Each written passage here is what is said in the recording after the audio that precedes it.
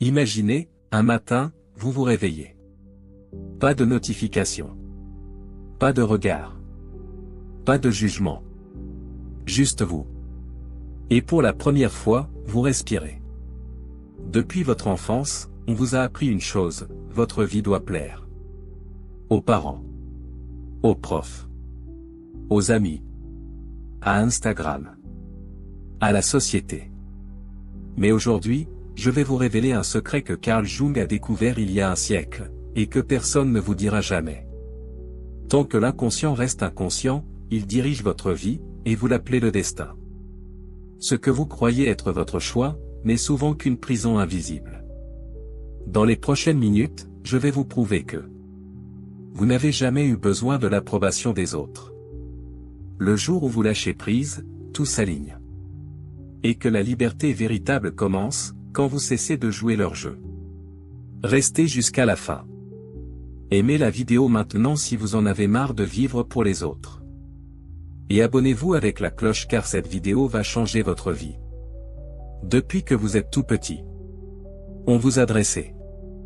Sois sage. Fais plaisir. Ne dérange pas. Obtiens 18-20, sinon tu ne vaux rien. À 7 ans, vous apprenez que l'amour est conditionnel. À 12 ans, que votre corps doit rentrer dans un moule. À 18 ans, que votre diplôme définit votre valeur. À 25 ans, que votre salaire justifie votre existence. Et à 35 ans, vous vous réveillez épuisé. Vous avez tout fait bien. Et pourtant, vous ne vous reconnaissez plus. Posez-vous cette question. Combien de fois avez-vous menti pour ne pas déplaire? Combien de fois avez-vous abandonné un rêve par peur du qu'en dira-t-on? Combien de fois avez-vous pleuré en silence, parce que vous aviez l'impression de ne jamais être assez? Ce n'est pas vous. C'est le conditionnement. Carl Jung l'appelait le persona. Le masque social que vous portez. Pour survivre dans la tribu. Mais voici la vérité brutale. La tribu d'aujourd'hui n'existe plus. Vos 500 amis, Facebook? Ils ne paieront pas vos factures. Vos collègues? Ils oublieront votre nom dans 5 ans. Votre belle-mère? Elle critique déjà la voisine. Alors pourquoi continuer à vivre pour eux? Vous croyez que si vous parlez juste assez fort, souriez juste assez, postez la photo parfaite, alors on vous aimera. On vous respectera. On vous validera. Faux. Vous n'avez aucun contrôle sur ce que les gens pensent. Vous pouvez être le plus gentil, on vous trouvera faible. Le plus drôle, on vous trouvera superficiel. Le plus riche, on vous trouvera arrogant. Exemple réel. J'ai une amie, Clara. 35 ans. Cadre chez L'Oréal. Toujours impeccable. Toujours souriante. Elle a tout fait bien. Un jour, elle ose dire non à une réunion inutile. Résultat. Son boss, tu manques d'ambition. Ses collègues, elle se la joue. Sa mère, à ton âge, ne fait pas la difficile. Elle a pleuré pendant 3 jours. Pas parce qu'elle avait tort.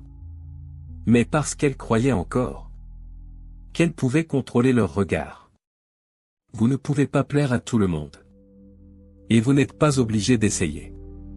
Quand vous acceptez ça, le monde change. Pourquoi sommes-nous obsédés par l'approbation? Parce que ça rapporte. L'industrie de la beauté? 100 milliards par an. Les coachs en développement personnel? 40 milliards. Les applis de dating? 8 milliards. Tout repose sur une seule chose. Votre insécurité. Plus vous doutez de vous, plus vous consommez. Regardez Instagram. Une fille de 20 ans avec 6 abdos, tu n'es pas assez tonique. Un mec en costard à Dubaï, tu n'es pas assez riche. Une influenceuse en voyage, tu n'es pas assez libre. C'est un piège.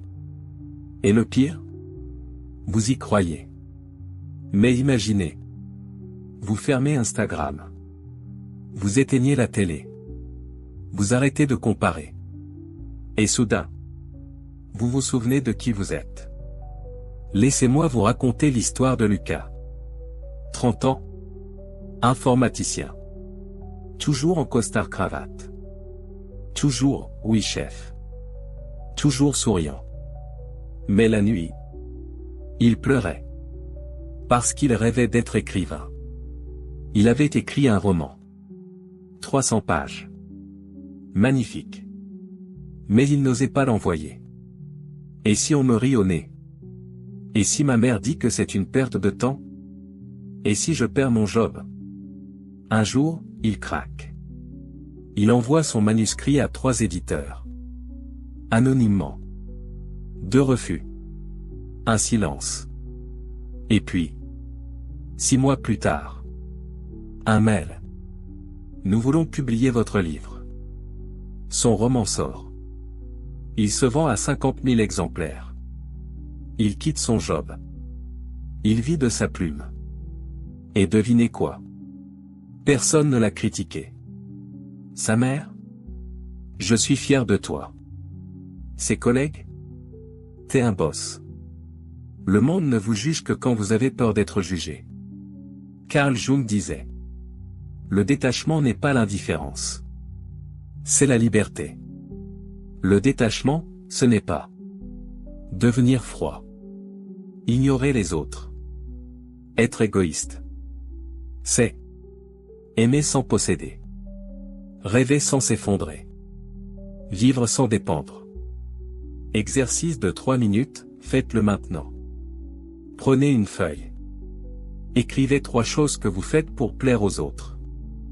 Exemple, je dis oui alors que je veux dire non. À côté, écrivez, et si je m'en foutais? Relisez. Sentez le poids qui s'envole. C'est le début de la liberté. Quand vous arrêtez de vous soucier, votre énergie revient. Vous dormez mieux.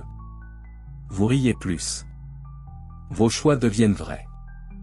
Vous partez en voyage solo. Vous changez de job. Vous dites non. Les bonnes personnes arrivent. Ceux qui vous aiment pour vous, pas pour votre masque. Le monde vous respecte. La confiance attire. L'authenticité inspire. Une étude de Harvard, 2018, a montré que les personnes qui cessent de chercher l'approbation ont 37% moins d'anxiété et 52% plus de satisfaction dans la vie. Aujourd'hui, vous avez le choix. Vous pouvez continuer à vivre pour les autres. Ou commencer à vivre pour vous. La liberté n'est pas un luxe. C'est votre droit de naissance. Alors faites-le. Maintenant. Dites non à ce qui vous étouffe. Dites oui à ce qui vous fait vibrer. Et regardez le monde s'aligner. Si cette vidéo vous a touché, aimez la vidéo. Commentez, je lâche prise, je lirai tous les commentaires. Abonnez-vous avec la cloche car chaque semaine, je vous donne les clés pour vivre libre. Vous n'êtes plus prisonnier. Vous êtes libre. Et ça, personne ne peut vous l'enlever.